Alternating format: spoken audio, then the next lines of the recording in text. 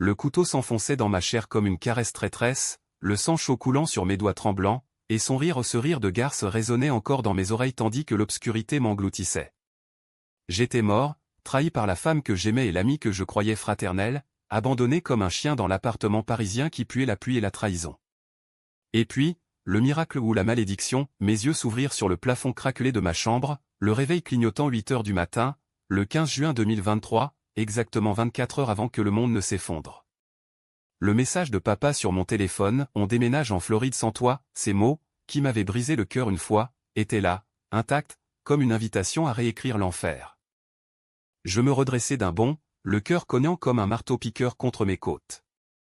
Était-ce un rêve? Non, le goût métallique du sang persistait sur ma langue, fantôme d'une mort que je venais de vivre.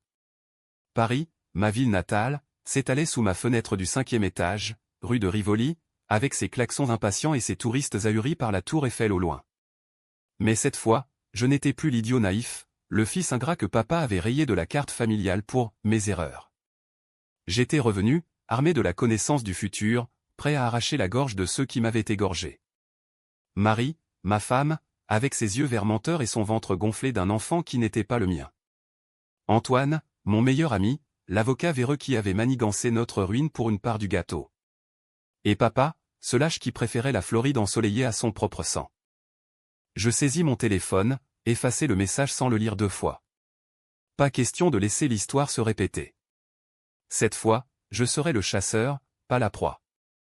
Mais la vengeance, oh, elle a un prix et le mien serait payé en sang, en mensonges, et en choix qui feraient vomir les seins. Paris, ma belle traîtresse, allait trembler sous mes pas. Je descendis les escaliers en trombe, ignorant l'ascenseur qui grinçait comme un vieil amant déçu. La rue était un chaos organisé, vendeurs de crêpes hurlant leurs promesses sucrées, un accordéoniste borgne jouant un air maudit de Piaf sous la pluie fine qui perlait sur les pavés. Mon appartement, ce taudis bourgeois que j'avais acheté avec l'héritage de maman en paix à son âme, était le théâtre de ma première mort. Marie m'y avait attendu, un verre de vin empoisonné à la main, pendant qu'Antoine bloquait la porte. « C'est pour ton bien, chérie », avait-elle susurré, avant que le couteau ne chante sa mélodie fatale. Mais aujourd'hui, j'allais inverser les rôles.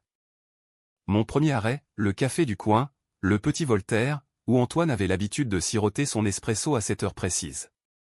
Je le vis de loin, assis à la terrasse, son costume Armani impeccable, feuilletant le monde avec cet air de supériorité qui me donnait envie de lui arracher la langue. Il était beau, ce salaud, avec ses cheveux châtains impeccables et son sourire qui charmait les juges comme les putes. Notre amitié remontait à l'école de droit à la Sorbonne, il m'avait sauvé la mise plus d'une fois, jurant fidélité éternelle. Et moi, idiot, je lui avais confié ma vie, mon mariage, mes secrets.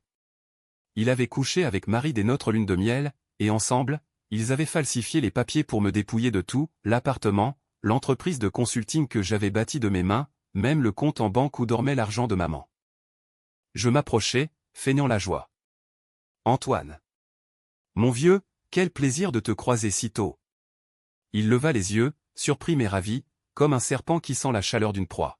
« Pierre.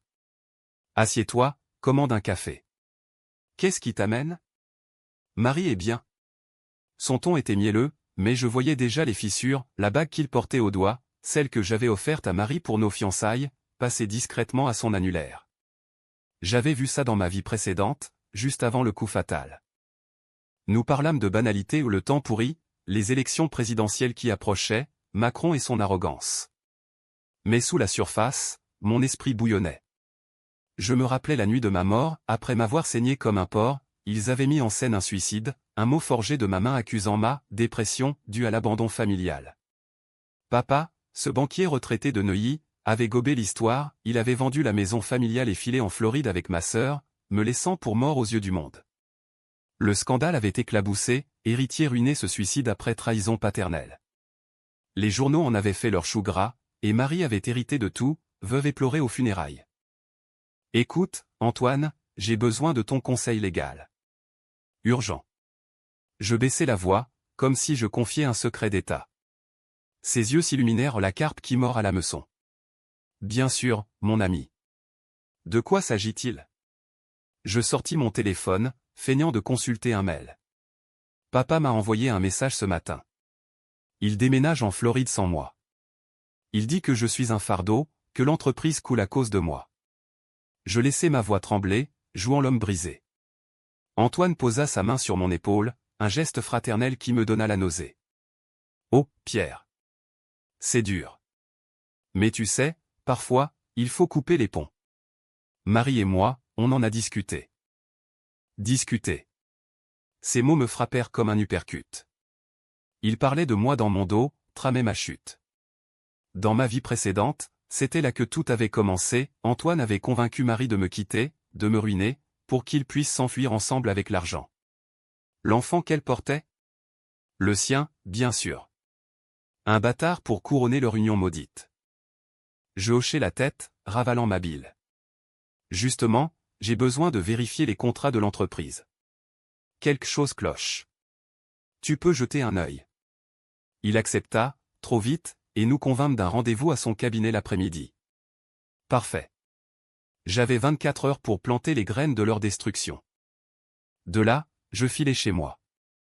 Marie n'était pas encore levée, elle dormait comme une morte, son ventre arrondi sous les draps de soie que j'avais payés cher. Je m'approchai du lit, la regardant dormir.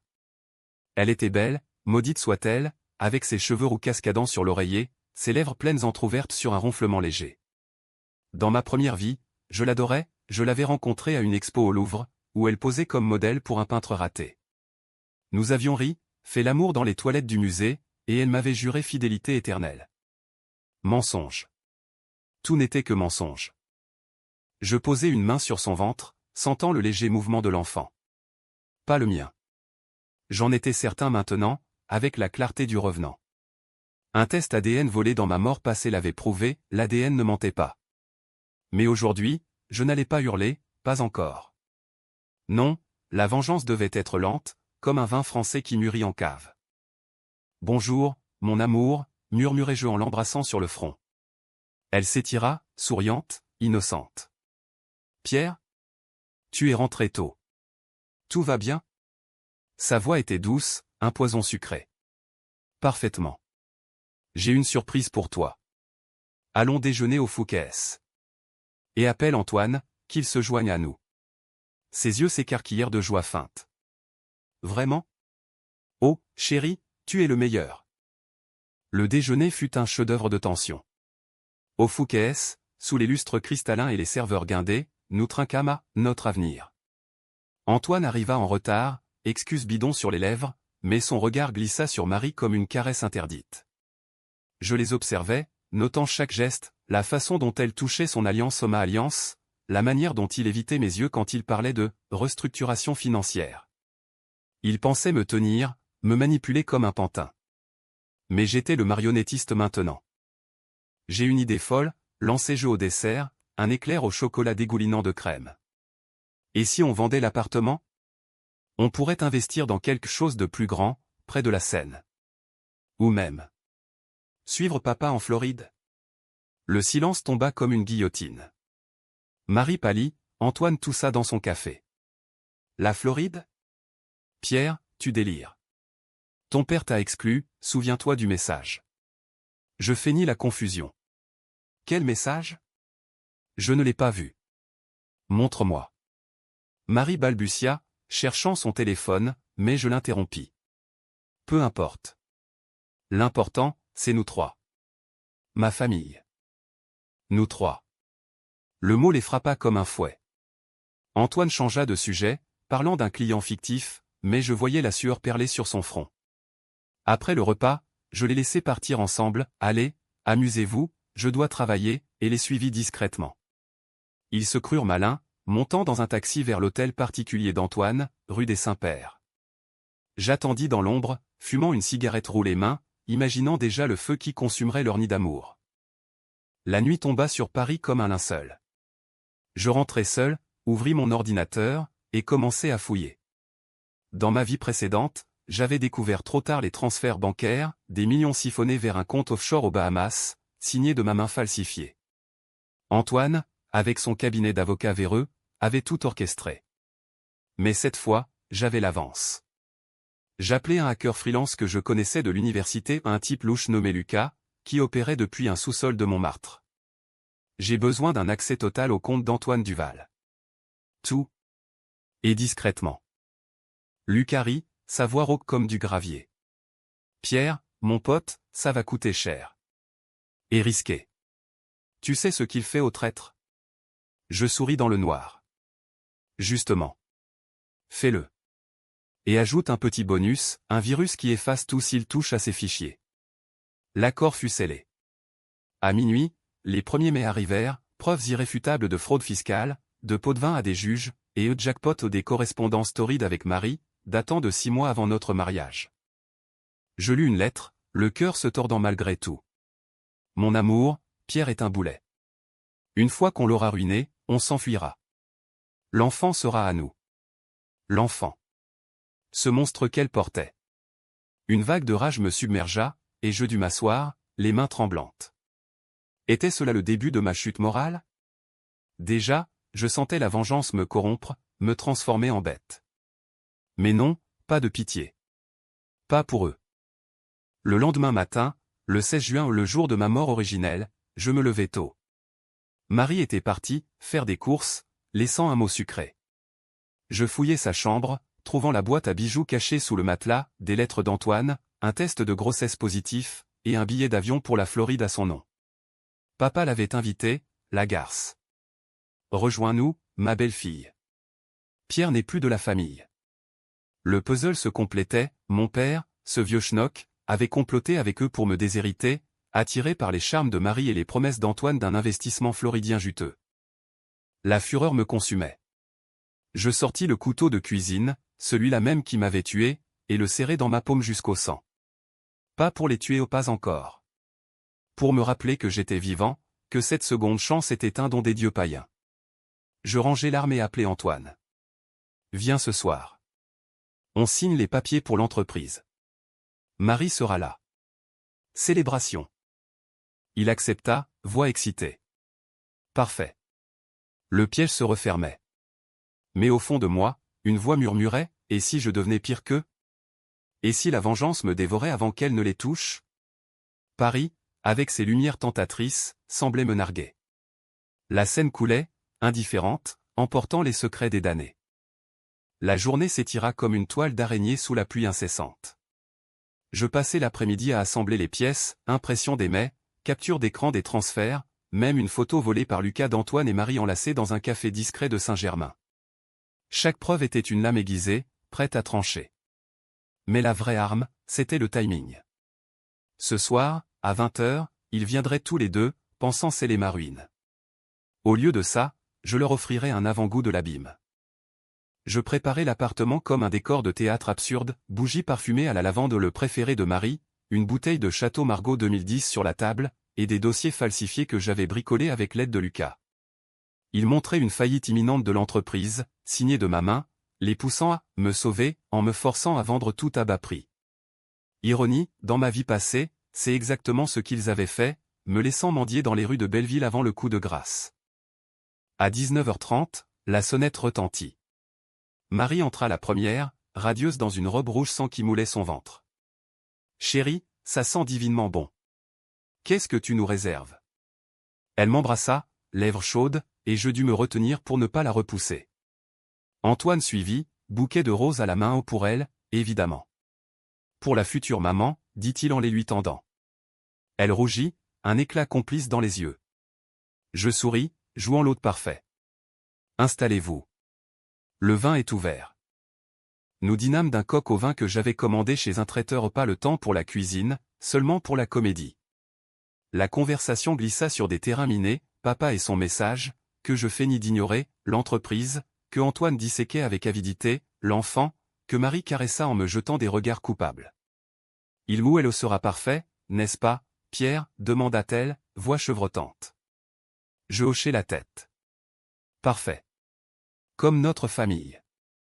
Après le plat principal, je sortis les dossiers. Messieurs, dames, au travail. Antoine, tes conseils d'expert. Il se pencha, lunettes sur le nez, et commença à lire. Ses yeux s'écarquillèrent quand il vit les chiffres, des dettes fictives de 2 millions d'euros, des audits truqués pointant ma négligence. Pierre, c'est catastrophique. Tu dois signer ça tout de suite, transférer les actifs à un trust. Marie et moi. On peut t'aider. Marie hocha la tête, main sur la sienne sous la table. Je les vis, ce geste furtif, et la rage remonta comme de la bile. Signé, répétai-je, feignant l'hésitation. Mais c'est tout ce que j'ai. Papa m'a déjà abandonné. Je laissai ma voix se briser, larmes aux yeux, un talent appris dans les tribunaux, pas le mien, mais celui d'Antoine lui-même. Il sauta sur l'appât. Écoute, vieux, on est ta famille maintenant. Signe, et demain, on liquide. Tu auras une part modeste, mais loyale. Et pour la Floride. On pourrait tous y aller. Oubliez ce message stupide. La Floride. Le mot claqua comme un fouet. Je me levai, versai du vin à la ronde. À la famille, alors. Nous trinquâmes, verres tintants comme des cloches funèbres. Puis, le moment clé, je sortis mon téléphone, lançai une projection sur l'écran mural un hack de Lucas en temps réel. Les mets apparurent, nus et crus, éliminons-le ce soir. Le couteau dans la cuisine fera l'affaire. Marie hurla, couvrant sa bouche. Antoine bondit, blême. Qu'est-ce que... Pierre, c'est un faux. Une erreur. Je ris, un rire froid qui emplit la pièce comme un vent d'hiver. Une erreur? Comme votre plan pour me faire passer pour suicidaire?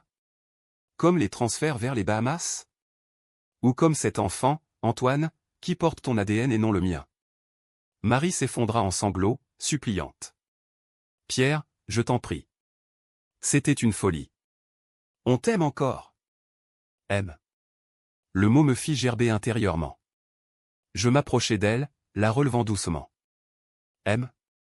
Tu m'as poignardé, Marie. Je me souviens de chaque centimètre de l'âme. Le silence fut assourdissant. Antoine tenta la négociation, voix d'avocat chevronné. Écoute, on peut régler ça. Combien tu veux? 1 million? 2? Efface tout, et on disparaît. Je secouai la tête, sortant le couteau de ma poche au celui de la cuisine, propre et brillant. Disparaître? Oh, non. Vous allez payer. Tous. Y compris papa.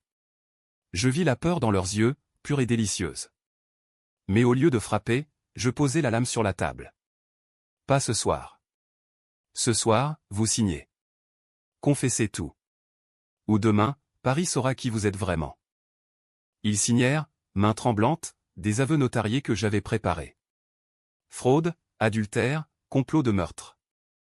Antoine pleura, pour la première fois, murmurant des excuses pathétiques. Marie invoqua l'amour, le désespoir. Je les laissai partir à minuit, brisés, promettant le silence en échange de leur départ immédiat. Mais je savais qu'ils mentiraient, qu'ils contre-attaqueraient. C'était le jeu.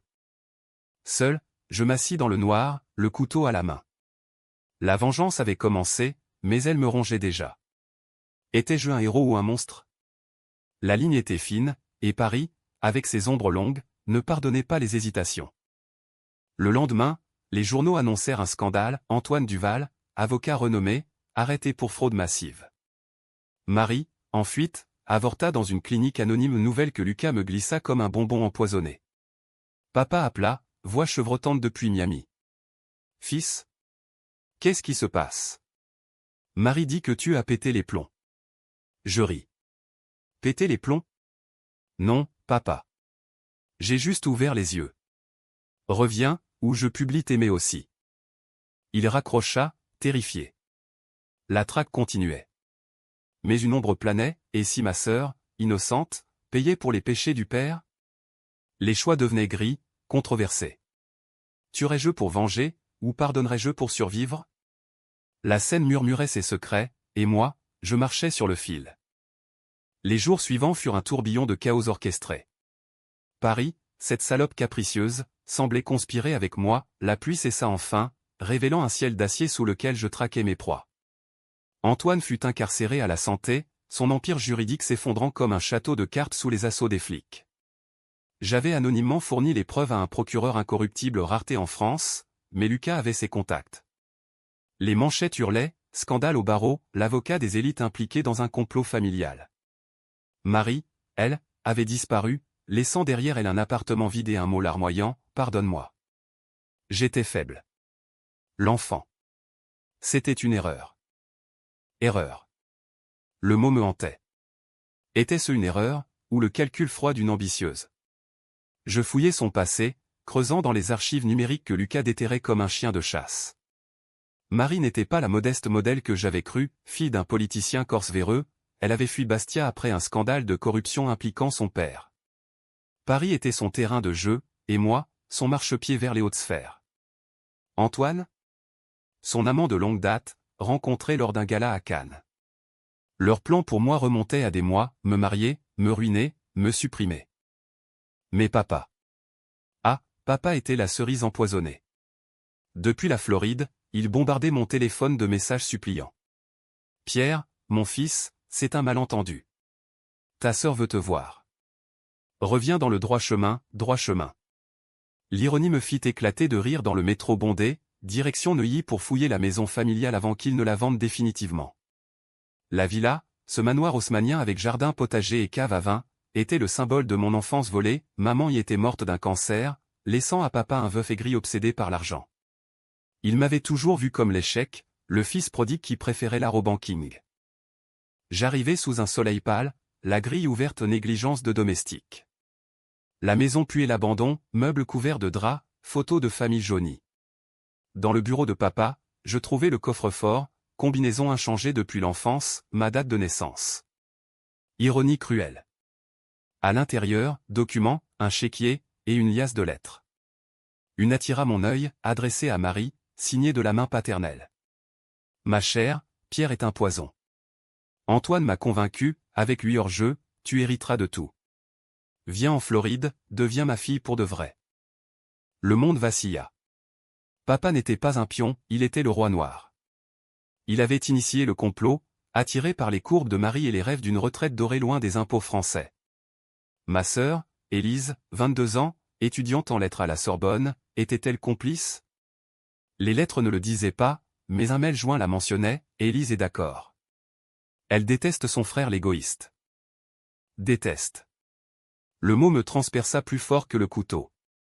Élise, ma petite sœur, celle que j'avais élevée après la mort de maman, celle à qui j'achetais des glaces au Luxembourg.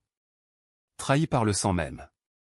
La rage se mua en quelque chose de plus sombre, un désir de destruction totale.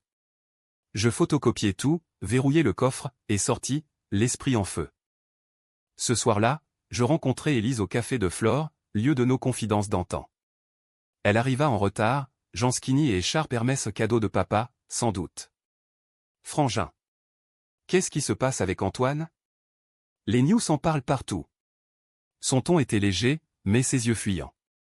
Je commandai 2 chocolats chauds, comme au bon vieux temps. Élise, dis-moi la vérité. Le déménagement. Le message de papa. Tu étais au courant. Elle baissa les yeux, remuant sa cuillère. Pierre. C'est compliqué. Papa dit que tu ruines tout, que l'entreprise est une bombe à retardement. Et Marie. Elle nous a écrit, elle a peur de toi. Peur de moi. Le retournement était magistral. Je posai la main sur la sienne. Peur? Après ce qu'ils m'ont fait? Élise, ils ont essayé de me tuer. Pour l'argent. Pour la Floride. Et toi? Tu signes. Les larmes coulèrent, sincères ou pas, Je ne savais pas pour le meurtre. Juste que papa voulait te couper les vivres. Il dit que tu as volé l'héritage de maman pour tes folies. Volé. Le mensonge ultime. Maman avait voulu que je monte l'entreprise, un fonds pour artistes parisiens, pas que papa le gaspille en yacht. Élise pleura, et un instant, je faillis pardonner. Elle était jeune, manipulée. Mais la vengeance ne tolère pas la faiblesse. Reviens à Paris, Élise. Aide-moi à le faire payer. Ou reste en Floride, et tu seras complice. Elle hocha la tête, terrifiée, et promit de témoigner contre lui. Était-ce vrai? Seul le temps le dirait. Nous nous embrassâmes, et elle partit, ombre fugitive dans la nuit saint-germanoise. Les semaines passèrent en un blur de dépositions et d'articles. Antoine coopéra, balançant papa pour réduire sa peine. Marie fut extradée d'Espagne, où elle s'était cachée chez un amant secondaire. Au tribunal, face au juge sévère de la 13e chambre, je témoignai, voix calme, recountant ma mort, comme un cauchemar éveillé. Les jurés, ces bourgeois parisiens, froncèrent les nez à mes accusations, complot familial, adultère, meurtre avorté. Monsieur Lefebvre, demanda le procureur, avez-vous des preuves de cette résurrection métaphorique? Je souris. Mieux que ça, des enregistrements. Les bandes falsifiées subtilement par Lucas montrèrent Marie et Antoine planifiant le coup. Papa, via visioconférence depuis la Floride, nia tout, mais s'aimait le condamnèrent. Le verdict tomba comme une hache, 20 ans pour Antoine, 15 pour Marie, 10 pour papa, extradé dans la nuit. Élise? Elle choisit le silence, filant en Floride seule, me laissant un mot, pardonne-moi, frangin. J'ai eu peur. La victoire était douce amère. Paris me semblait vide, les rues hantées par les fantômes de ce que j'avais perdu. Mais la vengeance n'était pas finie. Une nuit, seul dans l'appartement rénové au vendu, racheté à moi-même, je reçus un appel anonyme. Pierre? C'est Marie. De la prison. Je porte encore ton deuil. Sa voix, brisée, me transperça. Était-ce un piège? Ou un appel au pardon? Je raccrochai, mais le doute s'insinua. Avais-je gagné, ou perdu mon âme? Le procès fut un cirque médiatique, un opéra bouffe où les masques tombaient sous les flashs des paparazzis. La presse, cette hydre vorace, dévorait chaque détail, le fantôme de Rivoli, un mari ressuscité pour venger sa mort.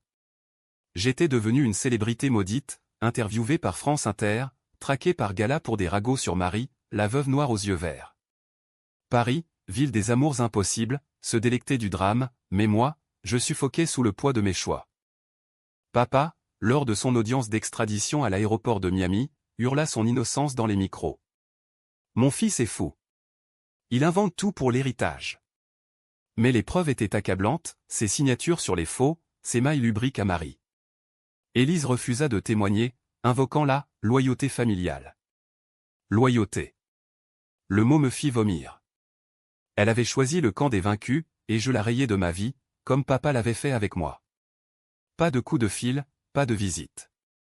Seulement le silence, épais comme la brume sur la Seine.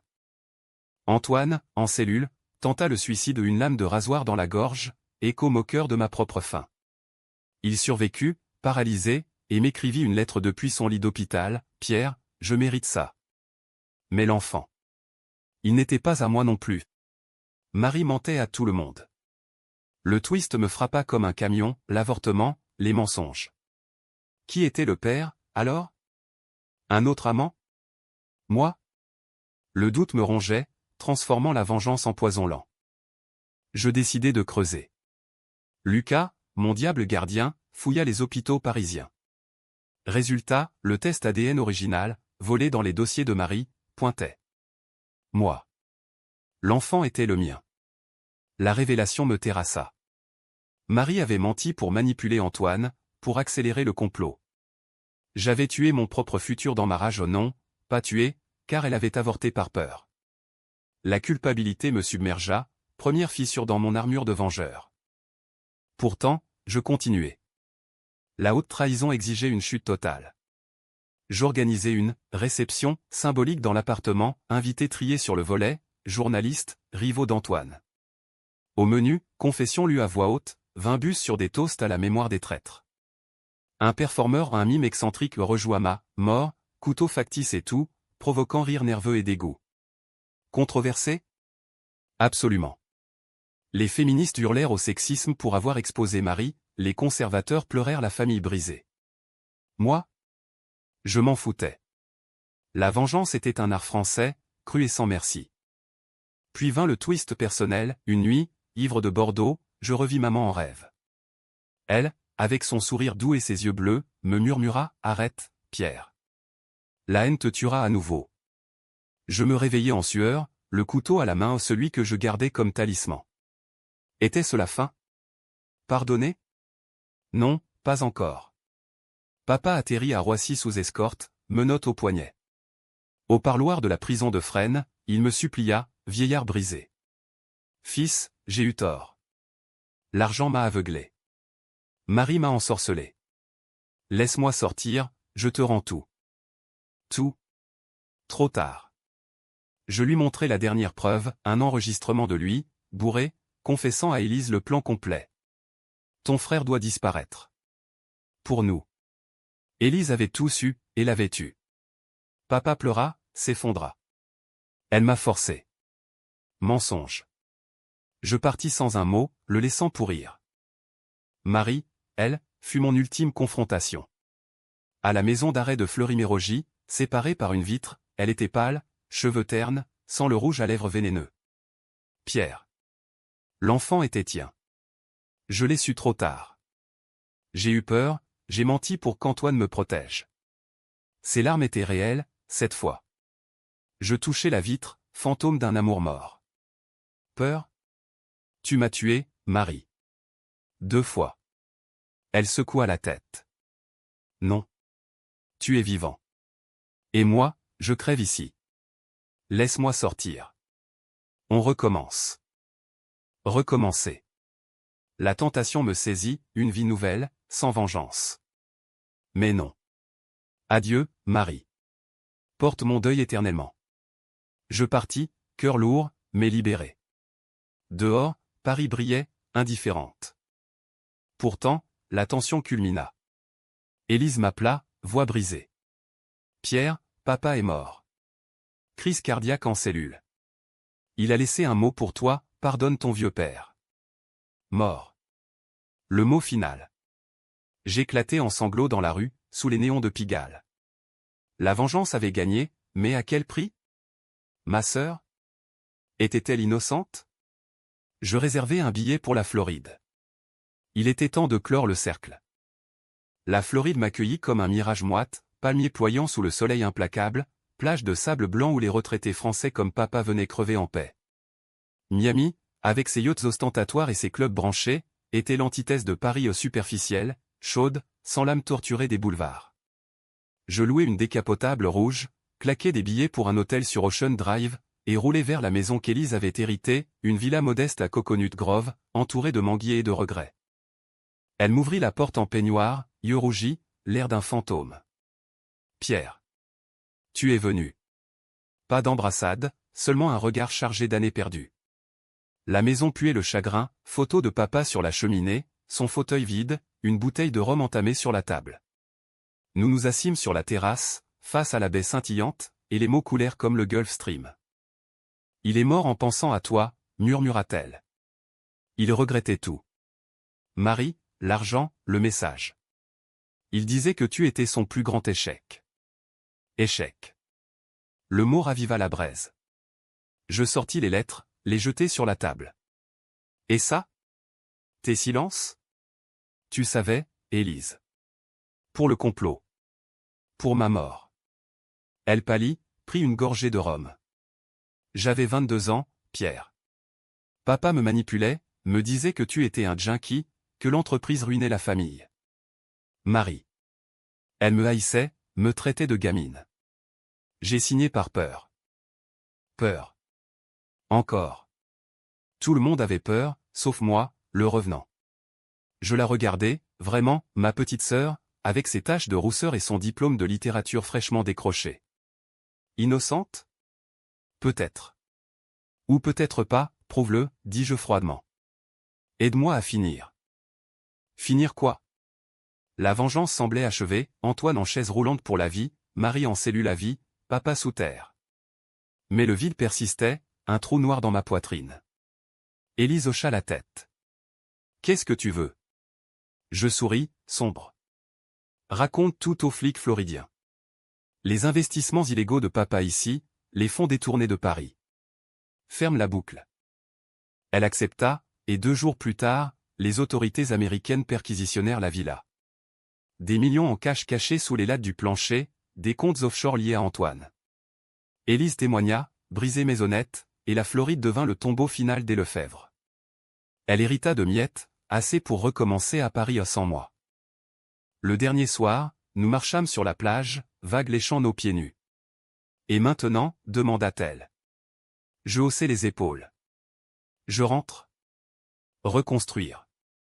Peut-être écrire un livre, La renaissance d'un mort. Ou juste vivre. Elle rit, amère. Tu as changé, frangin. La vengeance t'a rendu dur. Dur. Oui. Mais vivant. De retour à Paris, l'appartement m'attendait, rénové par des artisans italiens, murs blancs, meubles minimalistes, une vue sur la tour Eiffel qui scintillait comme un phare. Je repris l'entreprise, la transformai en fondation pour victimes de trahison familiale controversée, bien sûr, accusées de profiter du scandale. Les invitations affluaient, dîner chez l'ambassadeur, conférences sur la résilience. Mais la nuit, seul, le couteau sur la table de chevet, je revivais la lame, le sang, le rire. Twist final, 1 mois plus tard, un colis anonyme. Dedans, un test ADN neuf, et une note de Marie, pour clore. L'enfant était tien. J'ai menti jusqu'au bout. Pardonne? Je brûlai le papier, gardai le test. Père d'un fantôme. La vengeance avait un enfant illégitime, le regret. Pourtant, je choisis la vie. Pas heureuse au Paris ne l'est jamais, mais vrai. Je rencontrai une femme, une libraire de la rive gauche, aux yeux bruns sans mensonge. Nous marchâmes le long de la Seine, parlant de Piaf et de Révolution. Et un soir, sous les lumières de Notre-Dame, je jetai le couteau dans l'eau noire. Il coula, emportant les ombres. La trahison renaissante s'achevait non en triomphe, mais en paix fragile. BKCH? Non, un happy end à la française, amer, complexe, avec un verre de vin et un espoir ténu. Paris, ma traîtresse, m'avait rendu à moi-même.